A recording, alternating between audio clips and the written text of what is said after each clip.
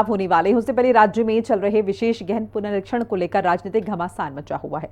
महागठबंधन ने आरोप लगाया कि चुनाव आयोग बीजेपी के दबाव में धार्मिक ध्रुवीकरण कर वोटर सूची से दलितों पिछड़ों को बाहर करने की साजिश कर रहा है।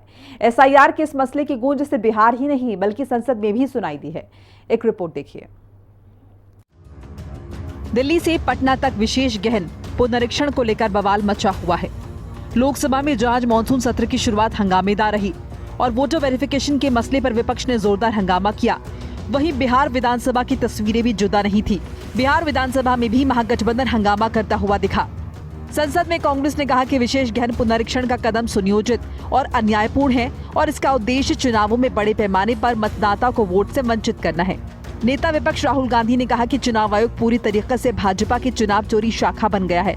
उन्होंने दावा किया कि चुनाव आयोग बिहार में मतदाता सूची के एसआईआर के नाम पर वोट चुराते हुए रंगे हाथों पकड़ा गया है।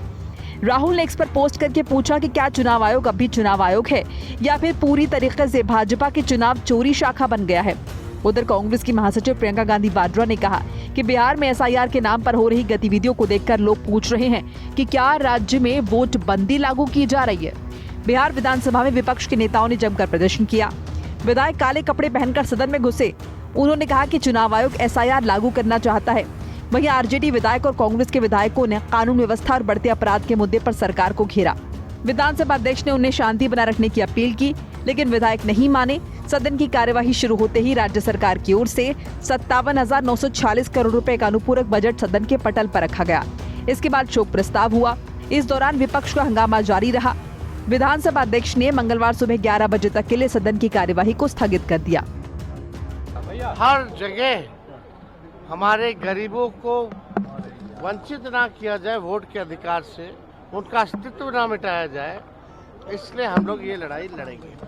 और कल जो है बड़े पैमाने पर अगर सरकार नहीं मानेगी, स्पीकर नहीं मानेंगे चर्चा कराने पर, तो हमको लगता है कि आने वाला समय जो है इन लोगों को जवाब देते नहीं बनेगा। अपराध तो है ही बढ़ा हुआ, लेकिन हम सब लोग हर एक मुद्दे को हम लोग उठाएंगे। आपका ध्यान आकर्षण है, कार्य स्थगन प्रस्ताव है, तो देखते हैं।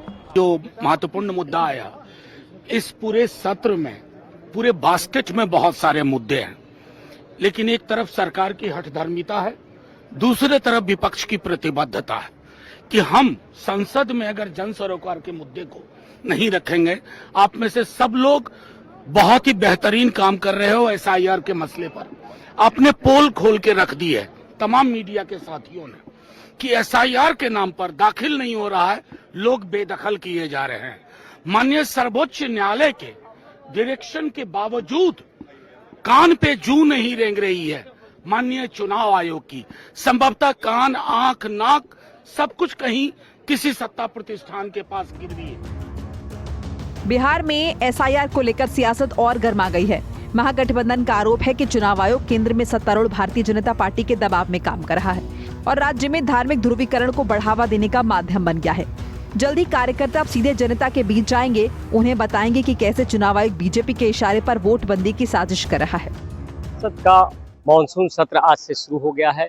25 जुलाई तक ये सत्र चलेगा और ऐसे में आपको हम दिखा सकते हैं कि सत्र के अंदर चर्चा चल रही है और कुछ देर के बाद सत्र जब खत्म होगा तो ये लगातार यही दौर जारी रहेगा और ऐसे में कई अहम फैसले लेने की बात है। लेकिन अगर विपक्ष की बात करें तो विपक्ष लगातार हमलावर है।